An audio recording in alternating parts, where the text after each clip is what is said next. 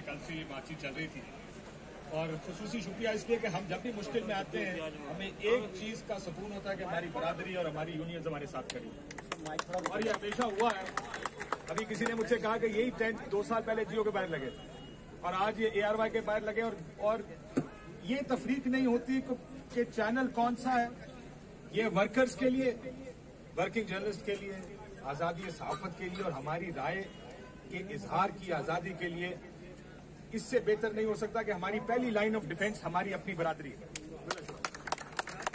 और उसके बाद फिर हम दूसरी उसमें कोर्ट्स की तरफ देखते हैं कि कोर्ट हमें रिलीफ देगा ऐसे में। इसलिए सबसे पहले तो तहे दिल से शुक्रिया आप सबका कि आप लोग सारे यहाँ पर आए हैं। और क्यों बंद हुआ ये तो जाहिर है, अपने सवाल का जवाब तो बड़ा आसान है लेकिन देना बड़ा मुश्किल है। ना कहे तो मुश्किल होती है, कहे तो फिर ज्यादा मुश्किल हो जाती है। एक बीपर हुआ शहबाज गिल साहब का, और जो लोग इसके ऊपर बड़ी तनकीद कर रहे हैं, मेरा ख्याल है वो टीवी की वर्किंग को जानते, ज्यादा नहीं जानते। एक टीवी प्रोग्राम में एक एंकर वो ट्रेंड होता है सवाल जवाब और इंटरजेक्शंस का, रोकना काटना कहाँ है, रोकना कहाँ है। अब गिल साहब जब बात कर रहे थे तो उस वक्त एक न्यूज एंकर बैठी थी, उसने शायद नहीं ठीक लगा उसको कि कहीं रोकें, या उसने कहा जाने दें। उसको शायद ये भी एहसास ना बात तक ना हुआ हो कि गिल साहब कोई बड़ी बात कर गए हैं, कोई ऐसी बात कर गए जिसके ऊपर चैनल्स बंद होंगे, हमारा हेड ऑफ न्यूज गिरफ्तार होगा। सोचे जरा, इस मुल्क में हेड ऑफ न्यूज को भी गिरफ्तार कर लिया जाता है। रात को 2 बजे दरवाजे तोड़ के, एक सिविल तरीका भी हो सकता है किसी को गिरफ्तार करने का, एक बेहतर तरीका हो सकता है। हम तो कहते हैं हमें बुलाएं, हम खुद आ जाएंगे। आपको हमारे घरों में दरवाजे तोड़ के घुसने की जरूरत क्या है? जहां जवान बच्चियां थी उसकी बेडरूम्स में घुसे, चीजें तोड़ी, इसके बगैर भी काम हो सकता था। सुबह 8-9 बजे जाते, आराम से उसको लेकर चले जाते, जो आपका मकसद था वो अचीव हो जाता, अनलेस आपका मकसद दहशत फैलाना और मैसेज देना था। लेकिन जो गिल साहब ने कहा वो भी मैंने जैसे कहा कि मुरवजा रेड लाइन्स, जो रेड लाइन्स हमें उधर से आई हैं, उसके खिलाफ है। उसकी वजह से एक गुस्सा, लेकिन ये गुस्सा भी अगर मैं इसको लॉजिकली अगर आप इसको देखें तो जरा थोड़ा सा मुझे ये लगता है कि गुस्सा कुछ ज्यादा हो रहा है।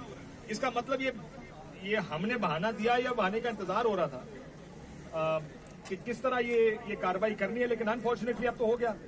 अब हमें मैसेज, हम तो कोशिश तो कर रहे थे कि किसी तरह हमारे यूनियन है कि गुफ्तगू करें, हम किसी से बात करें, कोई ज़ाहिर है सिंध हाई कोर्ट का ऑर्डर है, इदारा चैनल खोला जाए।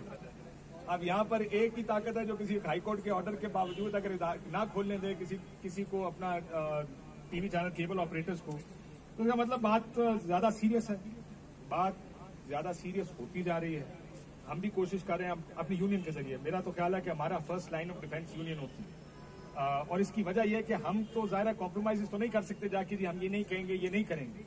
तो यूनियन एक प्रिंसिपल लेवल के ऊपर जाके, एक असूली लेवल के ऊपर जाके बातचीत करती है कि सर असूल के ऊपर हम बात कर लेते हैं, और असूल के ऊपर कोई कॉम्प्रोमाइज अगर हो जाए तो अब देखते हैं कि मामला जाके सेटल कहाँ होता है। फिलहाल तो हालात खराब है, सेटल होता नजर नहीं आ रहा कि ये सेटल होगा। लेकिन देखेंगे, थोड़ा सा हुकूमत को भी सोचना चाहिए कि वो हुकूमत जो पिछले 2.5 साल 3 साल ये नारे लगाती रही है कि हम आएंगे तो इस मुल्क में आजादी सहाफत होगी, हम आएंगे तो जर्नलिस्ट आजाद होगा, इस मुल्क में फैशिज्म है। मेरे सामने वो 5 तस्वीरें हमारे दोस्तों की लगी हैं जिनके नाम FIRों में, जिनमें से एक को उठाया जा चुका, 2 मुल्क छोड़ के चले गए, और बाकी 10-10 FIR उनके खिलाफ रजिस्टर्ड हैं। और वो आकर ना सिर्फ ये, पहले ये होता था, मैं माजी के कुछ सालों की बात कर रहा हूँ, 20-25 साल में जो मैंने देखा कि अगर किसी को उठाया भी जाता था, गिरफ्तार किया जाता था, तो अमूमन हुकूमतें खामोश रहती थी। ये हुकूमत आके प्रेस कॉन्फ्रेंसिस करके उसको जस्टिफाई करती है। चाहे वो इमरान रियाज खान की बारी, आपको याद होगा मलिक अहमद खान साहब ने आके उसको जस्टिफाई किया। अब आके 6:30 बजे के करीब एक गुफ्तगू होती है टीवी पर, राना सनाउल्लाह साहब की तमाम तर इन्वेस्टिगेशन अगले आधे पौने घंटे में पूरी हो चुकी होती है, और वो 7:15 बजे ARY को बंद कर देते हैं। इसका मतलब मकसद ARY बंद करना पहले है और किसी किस्म की इन्वेस्टिगेशन और लॉजिकल कंक्लूजन दूसरा। ये बात तो हमारे सामने कम से कम अब इन हालात को देखकर आ गई है। हम फिर भी अपने लेवल पर एक जर्नलिस्टिक कोशिश करेंगे, जब तक कर सकते हैं खड़े तो हम रहेंगे इंशाल्लाह। कभी मैंने हमेशा ये देखा है कि हमारे भाई लोग जो हमारे साथ यहाँ पर हैं और जो इंशाल्लाह यहीं पे या हमारे साथ खड़े हैं और खड़े रहेंगे, यही हमारा सबसे बेहतर रेमेडी हमारे पास है। हम इसके अलावा कुछ नहीं कर सकते, और हम देखते भी अपनी यूनियंस की तरफ है, अपने जर्नलिस्ट भाइयों की तरफ देखते हैं कि जब भी मुश्किल हो, किसी को भी मुश्किल हो, तो हमारी ये ख्वाहिश होती है और हमें एक शायद कनेक्शंस होती हैं कि ये हैं वो लोग जो हमारे साथ खड़े होंगे, किसी और की जरूरत बाद में आती है।